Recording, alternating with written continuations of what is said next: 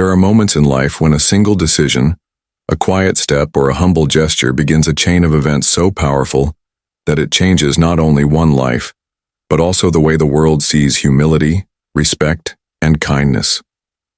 This story begins with Sundar Pichai, a man the world would later know as the leader of one of the most powerful technology companies. But at this moment he was not thinking of his title, his wealth, or the spotlight that so often surrounded him. He was thinking of something much simpler, something that still lived inside the little boy from Chennai who had walked the streets barefoot, who had waited for hours to use the family's first telephone, who had shared his study table with his brother in a small apartment. He was thinking about his mother, the quiet and steady force who had believed in him when the world did not know his name, and he was about to take her on a journey that would stir hearts, open old wounds, and set in motion a story that carried equal parts pride, conflict, and suspense. The hook to this story is simple yet irresistible. Sundar Pichai, CEO of Google, once took his mother to meet India's Prime Minister, Narendra Modi. But what happened in that private meeting room, hidden from cameras, hidden from flashing lights and polished speeches, was not what anyone expected. It was not just a meeting. It was an unfolding of emotions that would test the strength of family ties, the weight of humility against pride, and the resilience of a man who never wanted to forget his roots even when the world told him he had already outgrown them. On that morning, Sundar woke early. The city outside his hotel was still sleepy, though the streets of Delhi always carried a certain restless energy. His mother, Lakshmi, sat quietly by the window. She had never cared for the symbols of power, the motorcades, the constant security, details, the long corridors of men in suits. Her world had been far different. She had been a stenographer before becoming a homemaker, her days filled with typing machines and later with the endless duties of raising children in a modest home. And yet today, she was being asked to step into a world she had never imagined for herself, a world where her son would sit across the table from the leader of the nation. The car ride to the Prime Minister's residence was silent at first. Sundar tried to ease her nerves, speaking softly about the gardens, the roads, the red stone buildings passing by.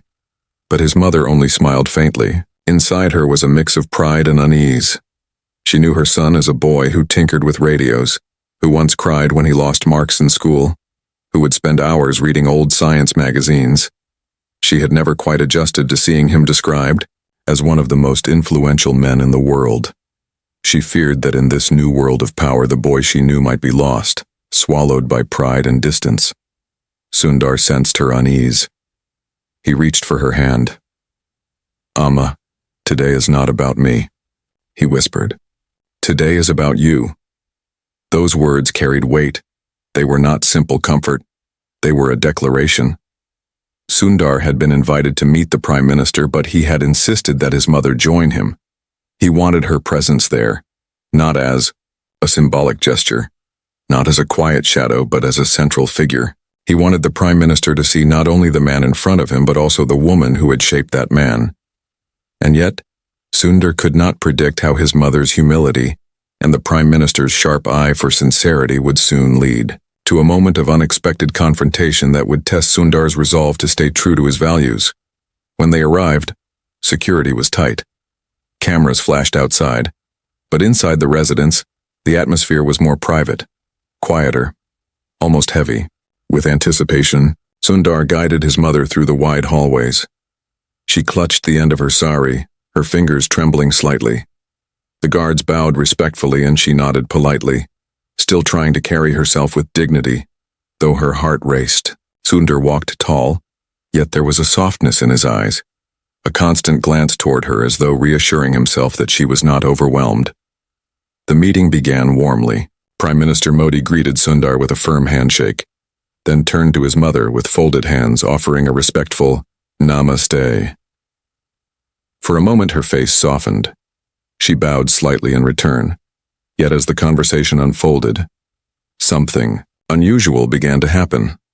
Instead of engaging Sundar on matters of technology, policy, or business, the Prime Minister's questions turned personal, directed toward his mother.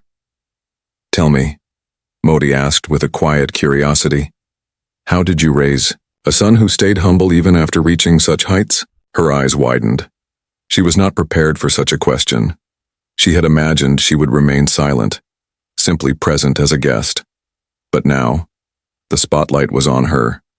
She hesitated, her voice low, yet steady. He was always a simple boy. He shared everything with his brother. We did not have much, but we had enough. I only told him never to forget the value of kindness. The room grew still. Sundar felt his throat tighten. These were words he had heard many times before, words that had shaped him.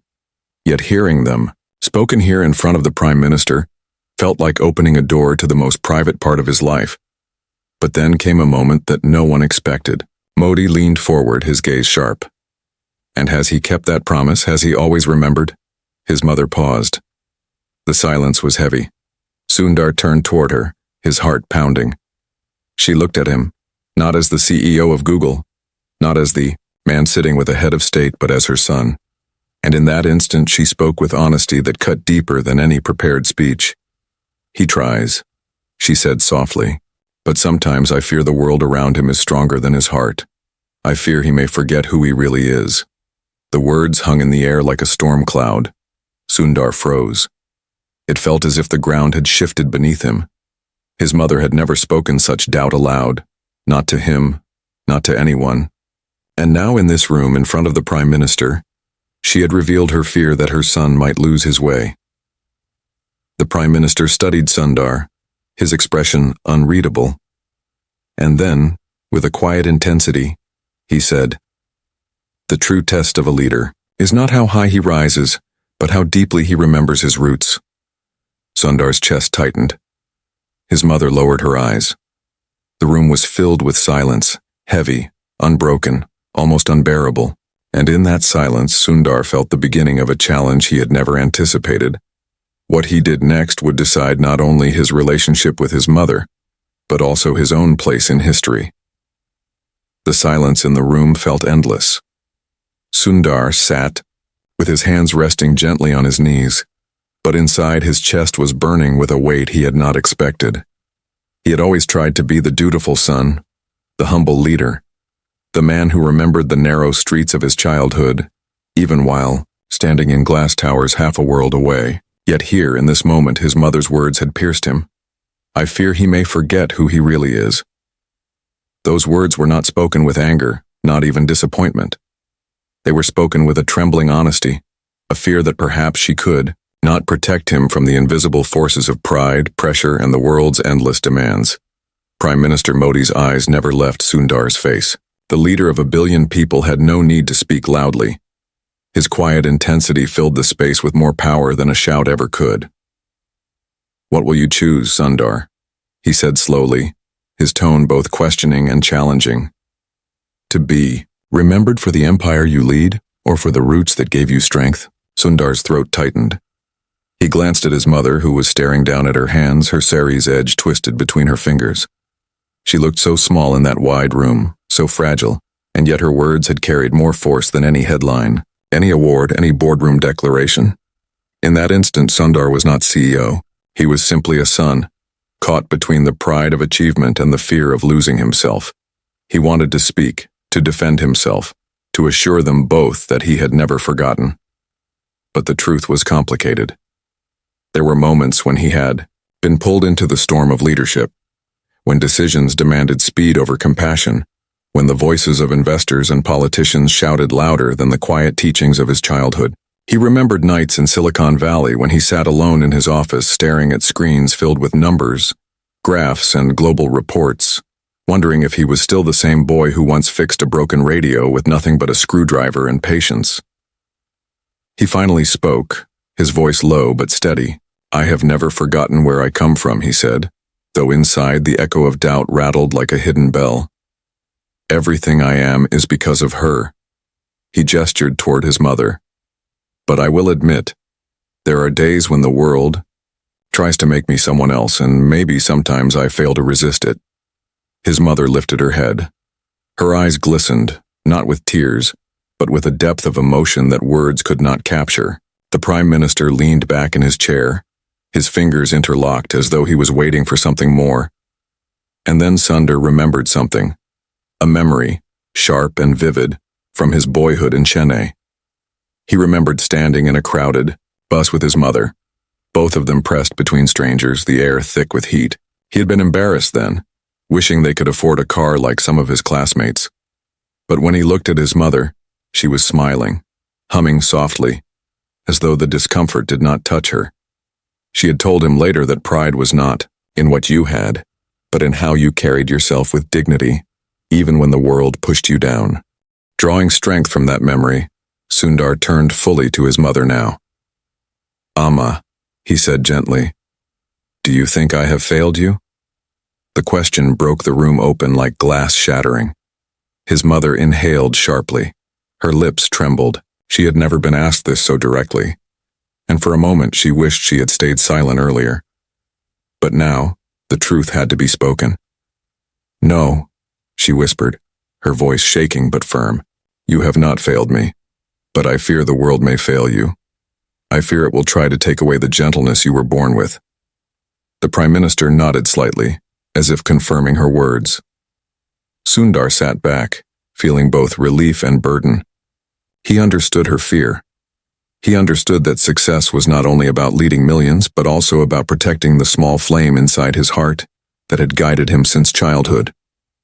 And yet he also knew that the greater his responsibilities became, the harder it was to shield that flame. Then unexpectedly, Modi shifted the tone. He began to speak of his own mother, of the quiet sacrifices she had made, of the nights she had gone hungry so that he could eat, of the lessons of simplicity she had passed down. The air in the room softened. For a moment, they were not leaders and guests. They were simply sons bound by the invisible threads of motherhood. Sundar listened with quiet reverence. His own mother's eyes filled with a rare recognition, as though she was seeing in the Prime Minister's story a mirror of her own. But just as the warmth settled, Modi leaned forward again, his words carrying sharpness once more. "But remember, Sundar," he said firmly, "the world has a way of testing leaders. It will test whether you bow to power or rise through humility. The choice will not be easy. The choice will demand sacrifice." His mother stiffened. Sundar clenched his jaw. He could feel the weight of those words pressing on him, hinting at something larger, something yet to come. He realized this meeting was not only symbolic, it was a warning, a reminder that history does not remember titles as much as it remembers character. As the conversation continued, Sundar felt a strange tension building in the air, a sense that something beyond this meeting was being set in motion, and when it ended, when they finally stood to leave, his mother's hand slipped into his with a grip tighter than usual, as though she was holding on not only to her son, but to a piece of him she was afraid to lose. They stepped back into the car, and the motorcade began to move. Sundar looked out the window at the city rushing past, but his mother's silence filled the car louder than any noise outside. After a long while, she finally spoke, her words soft but heavy. "Sundar, today was not the end. Today was the beginning of something, and I fear it will not be easy for you." Her voice trembled, and Sundar felt a chill run through him, because deep inside he already knew she was right. The ride back from the Prime Minister's residence was not filled with the excitement that many might have expected. There was no laughter, no lively discussion about the power of the meeting, no recounting of every word as if it were a trophy to be displayed. Instead, there was silence. Sundar sat beside his mother, staring out at the busy Delhi streets that blurred past, the tinted windows, the horns of rickshaws, the chatter of street vendors, the endless rush of people carrying their own quiet struggles. All of it reminded him of where he had come from. And yet, his mother's words still echoed inside him like an unrelenting drumbeat. "I fear he may forget who he really is." He shifted uncomfortably in his seat. His mind was replaying the Prime Minister's voice, the way it had sliced through the moment with such precision. "The world will test you, Sundar. It will demand sacrifice." Those words lingered, heavy and sharp. He wondered if they were merely advice or if they carried something deeper, perhaps even a warning of challenges to come. His mother finally broke the silence. Her voice was calm, but underneath it was a quiet tremor. Sundar, I did not mean to hurt you. She did not look at him as she spoke. Her eyes were fixed on the road ahead. But when you are in such rooms, when you sit with men of power, I cannot stay silent. I must remind you, because I know the world will never stop trying to pull you away from the boy you once were. Sundar swallowed hard. He wanted to tell her that she was wrong, that he had never let go of his roots.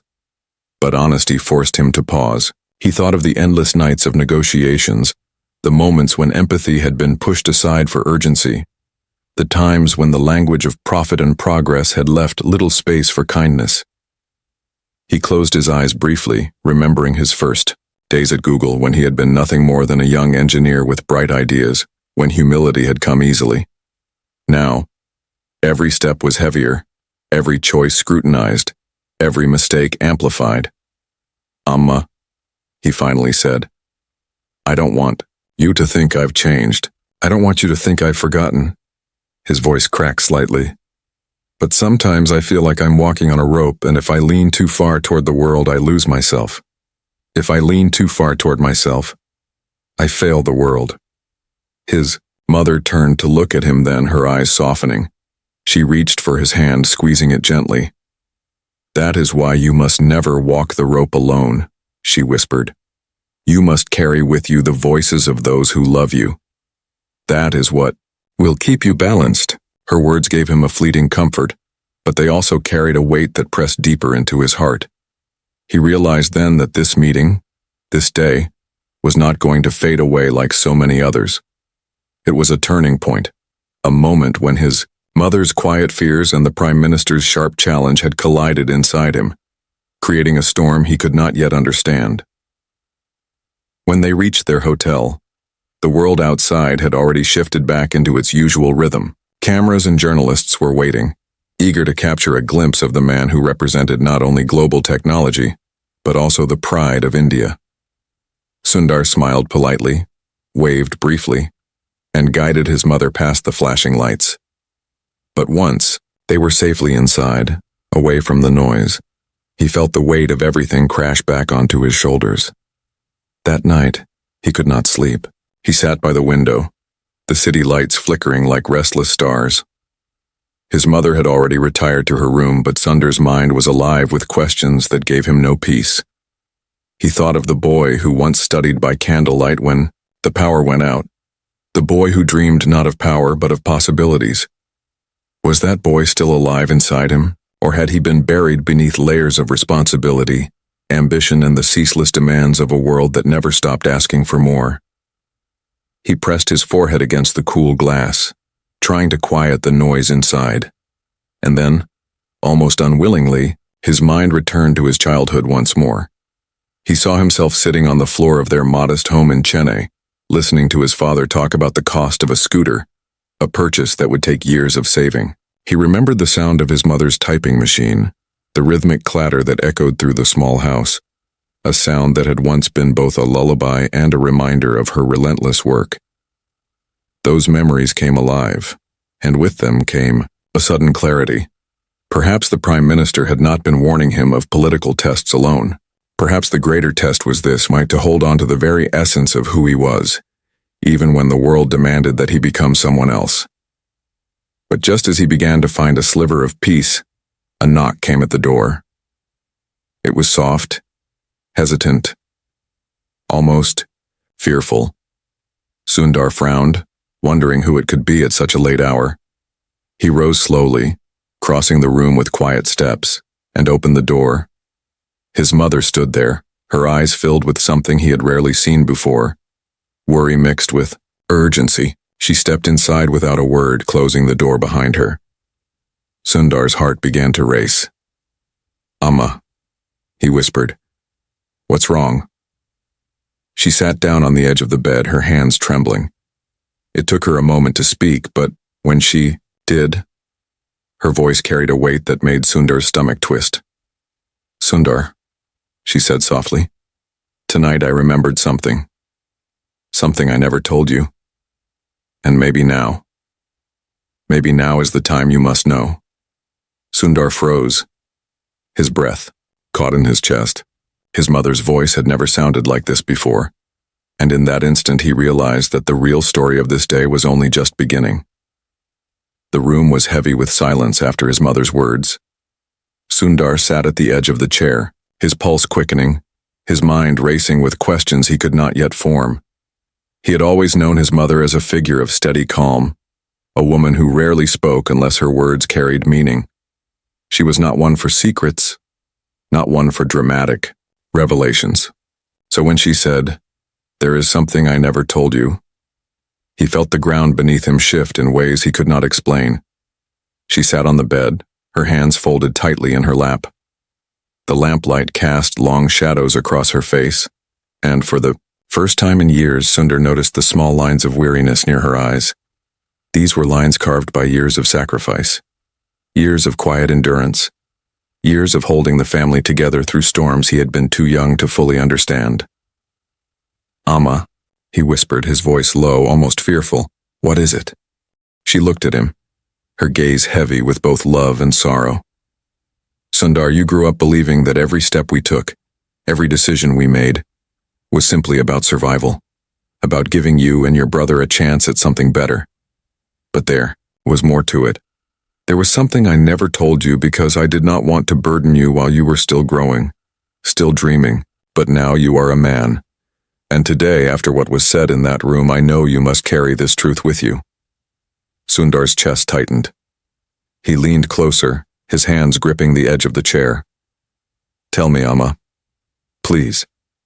She closed her eyes briefly, gathering strength, and then spoke with a calm steadiness that shook him more than any trembling voice could have.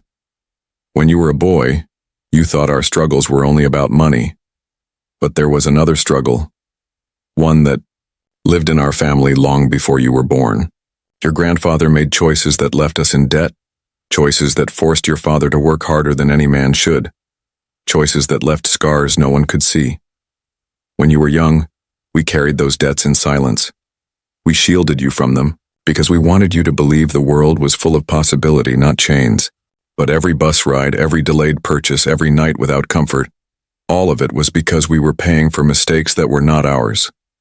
And it is only by resilience, only by refusing to break, that we survived." Sundar's mind reeled. He had always remembered their modest home, their careful budgeting, their simple meals. He had thought it was simply the life of a middle-class family, but to hear now that beneath that simplicity had been a silent weight, a hidden battle fought in shadows, it unsettled him in ways he could not describe. "Why didn't you tell me?" he asked, his voice cracking. His mother's eyes softened, though they still carried sorrow. "Because I wanted you to grow with hope, not fear. I wanted you to believe that your effort alone could shape your future. If you had known how heavy the burden was, you might have carried guilt instead of ambition. You might have given up your dreams to ease our pain, and I could not let that happen." Her words pierced him deeper than he expected. Suddenly, memories returned with new meaning. His father's quiet exhaustion after long days at work, his mother's frugal choices, the way they celebrated small joys as though they were grand victories. It was not simply modesty. It was resilience against an invisible weight they had chosen to keep from him. Sundar felt a rush of emotions, gratitude, sorrow, and guilt tangled together. "Amma, I never knew. I never imagined. And now I feel I've been blind. I thought I understood our life, but I only saw half of it." She placed her hand gently on his. "You saw enough, my son. You saw love, you saw sacrifice, you saw kindness. That is what we wanted you to carry with you. But today, when I told the Prime Minister my fear, it was not just about the world changing you. It was about this. I fear that the hidden struggles of our family may have left scars you cannot see, and if you do not remember them, you may lose the very fire that has carried you this far." Sundar's eyes filled with tears, though he fought to hold them back. His mother had always been his anchor, but now he saw her also as a shield, someone who had silently absorbed storms so that he could walk forward without being crushed by them. He realized then that his journey was not his alone. It had been built upon unseen sacrifices, hidden battles that he had never known. He rose from the chair and knelt before her, taking her hands into his own. Amma, I promise you, I will not forget. Not the boy I was, not the family we are, not the debts you carried so I could be free. I will carry it all with me, no matter where I go. Her eyes glistened, and for the first time that night, a faint smile touched her lips. But even as relief softened her features, Sundar felt something else growing inside him. A sense of responsibility far heavier than before. And just as he thought the moment had settled, his mother spoke again, her voice quieter, but filled with a weight that chilled him. There is more, Sundar. One more truth you must know. And this one will not be easy to hear. The words froze him where he knelt. His hands tightened around hers. What truth? He asked, his voice barely more than a whisper. She looked away, her face shadowed by the dim light, as though even the walls of the room should not hear what she was about to say. Your journey was not shaped only by what we endured, she said softly. There was someone else, someone from our past, who played a role you never knew about. And their shadow still follows us, even now. Sundar's heart slammed against his chest. He stared at her, trying to read her face, but she offered, no more. And in that unfinished sentence, the story took a darker, deeper turn than he had ever expected. The silence after his mother's last words seemed endless. Sundar's hands trembled where they still held hers. He searched her face, desperate for clarity, but her eyes remained downcast, as if the truth she carried was too heavy to meet his gaze. Amma, he whispered, his voice tight. Who are you talking about? What shadow? What person still follows us? For a long moment she did not answer. The ticking of the clock on the nightstand filled the room, each second stretching like an eternity. Finally, with a deep breath, she lifted her head. Her eyes, though wet with memory, had the sharpness of someone reopening a wound they had tried to keep hidden for years. There was a man, she began slowly. A man who helped us when we were at our weakest, when your father and I were crushed under the weight of debts and despair. Without him, Sundar, you may never have gone to school, never have had the chance to dream beyond our small home. But his help, it came with a cost we have been paying in silence ever since. Sundar's chest tightened. He leaned forward, his breath shallow. Who was he? He was your father's old friend, she said. His name was Raghavan. The name struck Sundar like a forgotten chord. He faintly remembered hearing it in hushed tones during his childhood, spoken quickly, almost fearfully, as though it should not linger in the air for too long. His mother continued. Raghavan was a man of influence in Chennai. Not powerful like a politician, but powerful enough in the ways that mattered to families like ours. When your grandfather's mistakes left us in ruin, it was Raghavan who stepped in with money, with connections, with promises that we could rebuild. He told us he wanted nothing in return, only friendship, only loyalty. But over time, Sundar, it became clear that his generosity was not free. Every festival, every small joy, every chance we had to breathe, he would remind us that it was because of him. And when your father tried to repay him, he would refuse, saying, No, what I want cannot be measured in money. Her voice shook. It was control, Sundar. What he wanted was control. He wanted to own our gratitude, to own our silence. Your father suffered under it year after year, never telling you, never telling your brother. He carried it like a chain around his neck. And I carried it too, hiding it from you so you could still believe we were free. Sundar felt the ground tilt beneath him. He had always believed his family had endured hardship with dignity, that their struggles were born only of circumstance, not of someone else's shadow. To learn now that a man had quietly loomed over them, that their resilience had been forced, not only by poverty but also by invisible chains. It filled him with a mixture of shock and anger. Why didn't you tell me sooner? He demanded, his voice sharper than he intended. His mother flinched slightly, then steadied herself. Because you were building your life, Sundar. You were climbing higher and higher.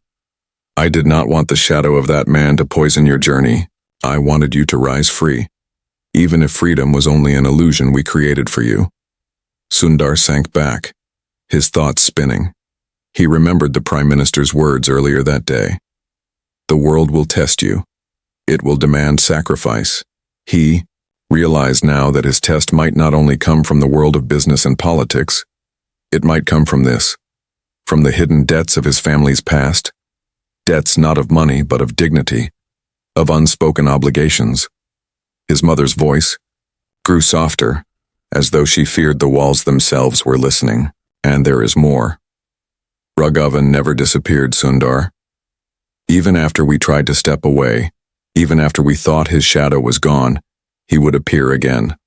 A letter, a message through someone, a reminder that we still lived under the weight of his generosity. And now with you where you are, with the world watching you, I fear he will come back once more. I fear he will not stay silent. Sundar's stomach turned cold. He looked at her, his heart pounding. You mean, he might use me? He might try to use what I've become? She nodded slowly. That is my fear. The higher you rise, the more tempting it becomes for those who once held power over us to try and claim a piece of it. I did not tell you before because I thought perhaps he had forgotten. But tonight when I heard the Prime Minister speak of tests and sacrifices, it felt like a warning, as if even he could sense that your journey will not be challenged only by strangers but by ghosts of the past. Sundar stood abruptly, pacing the room. His hand shook with a mix of fury and helplessness. Amma, all my life, I thought our struggles were ours alone. I thought we endured with dignity. To know, now that a man lurked behind it, pulling strings, keeping us chained. He broke off, his voice choking with emotion. His mother rose slowly, placing a hand on his shoulder.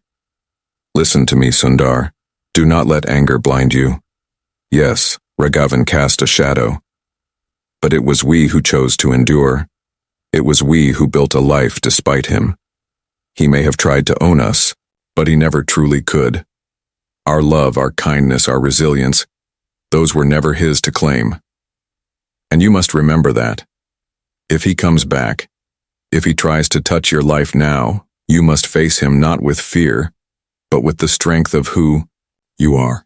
Sundar closed his eyes, his breath unsteady. He wanted to believe her, but inside he felt the storm gathering. The thought of a man from his family's past resurfacing now, when his position in the world was more fragile and exposed than ever, filled him with dread. And then, as if fate itself were listening, there came a sharp knock at the door. Louder, firmer than before, Sundar and his mother froze, exchanging a glance that carried both fear and certainty. The knock came again, insistent.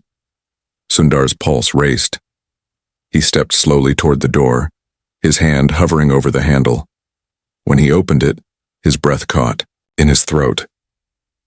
Standing there, framed by the dim corridor light, was a man his mother recognized instantly. Her face went pale, her hands clutching the edge of her sari. Raghavan, she whispered. And in that single word, the past crashed violently into the present. For a long moment, Sundar could not move. The man at the door was older now, his hair streaked with gray, his frame thinner, but his eyes burned with the same intensity his mother had described. Raghavan, the shadow from their past, now standing before them in the flesh. Lakshmi's hand trembled as she clutched the corner of her sari tighter. Memories of years under his watchful presence rushed back, years of silent gratitude laced with invisible chains. Her body stiffened as though she had been pulled back into those days when every festival, every joy, carried the reminder that their lives had been touched and owned by his hand. Sundar's jaw tightened. He stepped into the doorway, shielding his mother behind him. What are you doing here? His voice was calm but sharp, the kind of voice he had used in boardrooms when challenged by rivals. But inside, his heart pounded. This was not Silicon Valley. This was not a negotiation. This was something rawer, older, and infinitely more personal. Raghavan smiled faintly, a smile that carried no warmth. I heard you were in Delhi. Meeting with the Prime Minister, no less. You've come a long way, Sundar. His voice carried a strange pride, twisted with ownership as though he had a claim on the journey. Sundar said nothing. He could feel his mother's breath unsteady behind him. Raghavan stepped closer, lowering his voice. Do you think you reached this point all on your own? Do you think you could have walked this road without the foundation that I provided? His eyes glinted with something dangerous. Your family knows the truth. Your mother knows. Your father knew. And now you must know, I do not vanish so easily. Anger surged inside Sundar. He wanted to shout, to deny, to push this man back into the shadows where he belonged. But his mother's earlier words echoed in his mind. Do not let anger blind. You. Face him with the strength of who you are. He steadied his breath. I will not deny that you helped my family once, Sundar said, his tone measured. But help does not give you ownership. It does not give you the right to claim what was never yours. My life, my journey, my mother's sacrifices, my father's hard work, those belong to us, not you. Raghavan's smile faded. For the first time, a flicker of something else, perhaps doubt, perhaps anger, uncrossed his face. He leaned closer. You may tell yourself that, Sundar, but the world remembers differently. And when the time comes, you will see that even the most powerful men cannot cut loose the chains of their past. His words hung in the air like a curse. Lakshmi finally found her voice. She stepped forward, her frail figure trembling but her eyes sharp with a mother's strength. Enough, Raghavan. You had your hold on us once, but no longer. My son owes you nothing. If you wish to live in the shadows of the past, then do so. But we will not live there with you. Her words cut through the tension with surprising force. Sundar felt a surge of pride at her courage, even as he sensed the danger still lingering in Raghavan's gaze. The man gave a long, slow smile, though it was colder now. We shall see, he said softly. The higher you rise, the louder the past whispers. Remember that, Sundar. With that, he turned and walked down the dim corridor, his footsteps fading but leaving behind a silence that was heavier than before. Sundar closed the door slowly, his hand lingering on the handle as though holding it shut against more than just a man. His mother sank into the chair, her body weary, her eyes wet. Amma, he said gently, crouching before her. I will not let him define us. I will not let his shadow take what we built. You and Appa gave me everything through. Sacrifice and love, that is the truth I will carry. Not his. She looked at him, her lips trembling into a faint smile. Then promise me, Sundar. Promise me you will remember this night, not for his presence, but for your choice. Promise me you will walk forward, not with fear, but with kindness, with humility, with the strength that comes only from remembering who you are. He took her hands into his, holding them firmly. I promise, Amma. I will not forget. Not the boy I was. Not the roots that shaped me. Not the lessons of humility and kindness. No shadow will take that away. For a long time, they sat together, in silence, the storm of the encounter slowly giving way to something steadier, something unshakable. Outside, the city of Delhi hummed with restless energy, unaware that within this quiet room, a man who shaped the future of technology had just fought and won a battle far older, far more human, than any headline could capture. As dawn broke, sunlight spilling into the room, Sundar felt a new clarity. The meeting with the Prime Minister had tested him. His mother's truth had shaken him. Raghavan's return had challenged him. But through it all, he had found the core of who he was, and it was unbroken. He rose, guiding his mother toward the window where the city stretched wide and alive. She looked at him, her eyes soft but strong. This is only the beginning, my son, she said. The world will keep testing you, but as long as you remember where you come from, you will always know where you are going. Sundar nodded, his heart steady now. He knew the road ahead would not be easy, but he also knew this. Respect, humility, resilience, and kindness were not just words. They were the compass that would guide him no matter how fierce the storms became. And in that quiet morning with his mother by his side, Sundar Pichai understood that history was not written only in meetings with leaders or in the headlines of newspapers. It was written in the choices we make when no one is watching, in the shadows we confront, and in the promises we keep to those who shaped us.